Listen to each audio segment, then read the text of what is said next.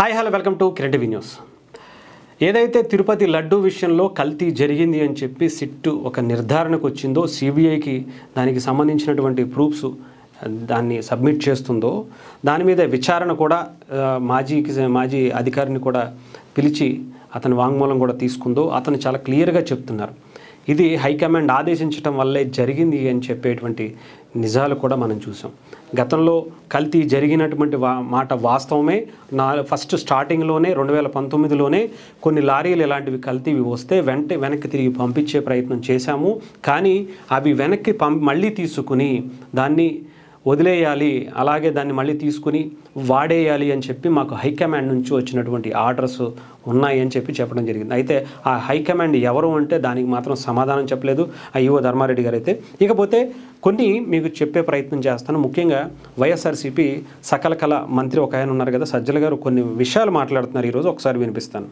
నిన్న మధ్యాహ్నం సాయంత్రం నుంచి ఒక ఉప్పెన మాదిరి ఒక ఆర్గనైజ్డ్ కుట్ర ఎట్లా జరుగుతుంది అనేది అందరం చూసాం. కుట్ర నిన్న సాయంత్రం ఉండేట్టుండి, ఇంక్లూడింగ్ ఎట్లా మేనేజ్ చేశారో, ఎక్కడ ఆకాశంలోంచి ఊడిపడింది అది లేదు, ఐడెంటికల్ సిమిలర్ 2019-24 మధ్య సప్లై చేసిన తయారైన లడ్డు అంతా కల్తీదే అని సిబిఐ ధృవీకరించింది అనే లైన్తో పెద్ద పెద్ద మీడియా సంస్థల ద్వారా కూడా బేసిస్ ఏంటంటే ఇప్పటికి ఎవరైనా అట్లా అంటే రిమాండ్ రిపోర్ట్లో ఉంది అని అన్నారు. ఆ రిమాండ్ రిపోర్ట్ వచ్చి దాన్ని చూస్తే రైట్. ఇప్పుడు ఆ రిమాండ్ రిపోర్ట్కి సంబంధించి మీకు కొన్ని ఫొటోస్ కూడా చూపిస్తా. అంటే ఏదైనా మనం మాట్లాడేస్తే అంటే జనాల పిచ్చోళ్ళని వైఎస్ఆర్సీపీకి సంబంధించినటువంటి నాయకులు అందరూ కూడా ఇలాగే ఆలోచిస్తారా, గొర్రెల్లా మైండ్తో ఉంటారో ఏమో నాకైతే తెలియదు. కానీ ఒకటైతే పక్క, కల్తీ జరిగింది. దానికి జగన్మోహన్ రెడ్డి గారు కూడా అప్పుడే కొన్ని మాటలు మాట్లాడారు. అంటే పామాయిల్ కలిస్తే, పామాయిల్ ఆవు తింటే, ఆ ఆవు కనుక ఆ టైంలో పాలిస్తే ఆ అవశేషాలన్నీ కూడా దాంట్లో ఉంటాయని. అసలు ఆవు పామాయిల్ తినటం ఏంటో ఆయనకే తెలియాలి. ఆవు ఆ పామాయిల్ నూనెని తాగిందా, లేకపోతే ఆ పామాయిల్ గెలలో 20-30 కేజీలు ఉండేటువంటి ఆ గెలలో తిన్నదా, ఏ రకంగా ఆ పామాయిల్ ఆవుకి పెట్టేటువంటి అవకాశాలు ఏ పాడి రైతన్నా పోనీ పెట్టినటువంటి సందర్భాలు ఉన్నాయేమో మరి జగన్మోహన్ రెడ్డి గారే చెప్పాలి. ఎందుకంటే ఆయనకన్నా పెద్ద మేధావి, పెద్ద సైంటిస్టులు నాకు తెలిసి ప్రపంచంలో ఉండరు. ఇకపోతే రిమాండ్ రిపోర్ట్ అబద్ధమైతే సిబిఐ అనేది ప్రూఫ్ కింద ఈ వార్తలను గుర్తిస్తూ కొన్ని క్లిప్స్ కూడా సిబిఐ ఛార్జ్ షీట్లో పేర్కొంది. ఒకసారి మీరు చూడొచ్చు. ఇంగ్లీష్కి సంబంధించినటువంటి పేపర్స్.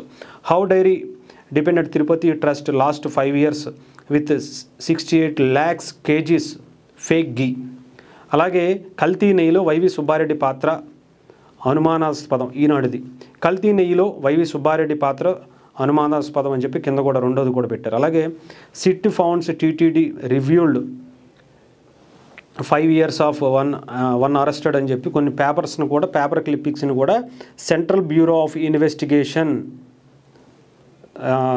ప్రెస్కి సంబంధించినటువంటి క్లిప్పింగ్స్ అని చెప్పి ది హిందూది మండే నవంబర్ 2010-2025 ఇప్పుడు చేసినటువంటి క్లిప్పింగ్స్ని కూడా ఎందుకు యాడ్ చేస్తారు అనేది కూడా ఆలోచించుకోవాలి. అంటే ఏది నిజం లేకపోతే సిబిఐ అంటే అంత చీప్గా కనిపిస్తుందా? అంటే మిమ్మల్ని అరెస్ట్ చేయలేదు, మీకు బెయిల్ ఇచ్చి ఇన్ని సంవత్సరాలు బయట కూర్చోబెడితే సిబిఐని మీరు ఇష్టం వచ్చినట్టు అనుకుంటారా? సిబిఐ అంటే అంత చులకనగా కనిపిస్తుందా? ఎటువంటి ఆధారాలు లేకుండా సిబిఐ ఈ పేపర్ క్లిప్పింగ్స్ అన్నీ కూడా వాళ్ళ దగ్గర పెట్టుకుంటారా?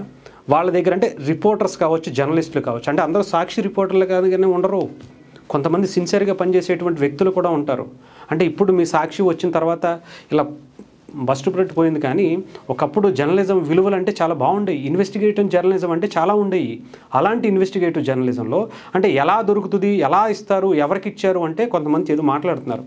డెఫినెట్గా ఇన్వెస్టిగేషన్ జర్నలిజంలో చాలా పాత్ర ఉంటుంది. ఎంత ఎంక్వైరీ చేసుకోవచ్చో, ఎన్ని కేసులు ఆయన ప్రెస్ రిపోర్టర్లు, మీడియా వాళ్ళు ఇచ్చినటువంటి దాంతో సిబిఐలు, పోలీసు వాళ్ళు ఎన్ని కేసులు సాల్వ్ చేశారో మీకు ప్రత్యేకించి చెప్పాల్సిన అవసరం లేదు. ఎందుకంటే మీ మీద ఉన్నటువంటి కేసులు కూడా అలాంటివే. సో మీకు ప్రత్యేకంగా కేసుల గురించి చెప్పాల్సిన అవసరం లేదు. కాకపోతే సిబిఐ ఎందుకు ఇవన్నీ క్లిప్పింగ్స్ తీసుకుని యాడ్ చేసుకుని పెట్టుకుంది? వాళ్ళ దగ్గర ఏమీ ఆధారం లేకుండానే ప్రెస్ రిపోర్టర్లు, ప్రెస్ న్యూస్ ఛానల్స్, నేషనల్ మీడియాలు, ఇంటర్నేషనల్ మీడియాలు కూడా ప్రచురిస్తాయా అనేది జస్ట్ కామన్ సెన్స్తో ఆలోచించండి. మీరు వెంటనే కేసు వేసేయచ్చు కదా. జస్ట్ సింపుల్గా మీ మీద తప్పుడు ఆరోపణలు చేస్తున్నటువంటి ఏవైతే మీడియా సంస్థలు వీళ్ళు ఉన్నారో, నేషనల్ మీడియా కావచ్చు, లోకల్ మీడియా కావచ్చు, వేసేయచ్చు కదా కేసు. మీద వాళ్ళ దగ్గర ఎటువంటి ప్రూఫ్స్ లేవు అంటున్నారు కదా. సిట్లో కానీ సిబిఐలో కానీ అలాంటివి ఏమీ లేవు అని చెప్తున్నారు కదా. మీరే మాట్లాడేస్తున్నారు కదా, మీరు వెళ్ళి చూసుకున్నాం అంటున్నారు కదా. మరి అయితే డైరెక్ట్ వాళ్ళ మీద పరువు నష్టం దావా కేసు వేసేయచ్చు కదా. మా ప్రతిష్టని గవర్నమెంట్కి లేదా నా పేరు లాగి ఇంకొకటి పేరు లాగి ఇలా చేస్తున్నారని చెప్పేసి ఎందుకని ధైర్యంగా కేసులు వేయటానికి బయటికి రావట్లా? సిబిఐ ఏమన్నా పిచ్చిదా? వాళ్ళ క్లిప్పింగ్స్ కట్ చేసుకుని లోపల వాళ్ళ దాంట్లో పెట్టుకునేటువంటి అవసరం సిబిఐకి ఏంటి? డైరెక్ట్ క్వశ్చన్ చేసేటువంటి ఇది ఉంటే మీరు అది ఉంటే కనుక ఒకసారి ట్రై చేయండి. మీరు ఒకసారి సిబిఐని కానీ ఇంకొక చోట కానీ కేసు వేసేటువంటి ప్రయత్నం చేయండి. అంటే ప్రెస్ రిపోర్ట్లు, జర్నలిజం అంటే ఎంత చీప్ అయిందా? సిబిఐ అంటే ఇంత ఇలాగనుకుంటున్నారా? మీకు శిక్షలు పడకపోబట్టి మీలాంటి వాళ్ళకి అవకాశాలు ఇచ్చి ఇలాంటి పరిస్థితి తెచ్చుకుంటున్నటువంటి సమాజం కూడా ఆలోచించాలి, సిబిఐ కూడా ఆలోచించాలి. ఎలాంటి ఆరోపణలు చేస్తుందో సిబిఐ కూడా చాలా సీరియస్గా తీసుకోవాలి. ఇలాంటి వ్యక్తులు బయట ఉంటే దిగజారిపోయేటువంటి పరిస్థితులు ఉంటాయి, దిగజారి చేసేటువంటి పరిస్థితులు వాళ్ళు క్రియేట్ చేస్తారు. సో ఏదేమైనా సరే ఇది చాలా క్లియర్గా అర్థమవుతున్నటువంటి పరిస్థితి అని మీకు అర్థమైందని అయితే నేను అనుకుంటున్నాను.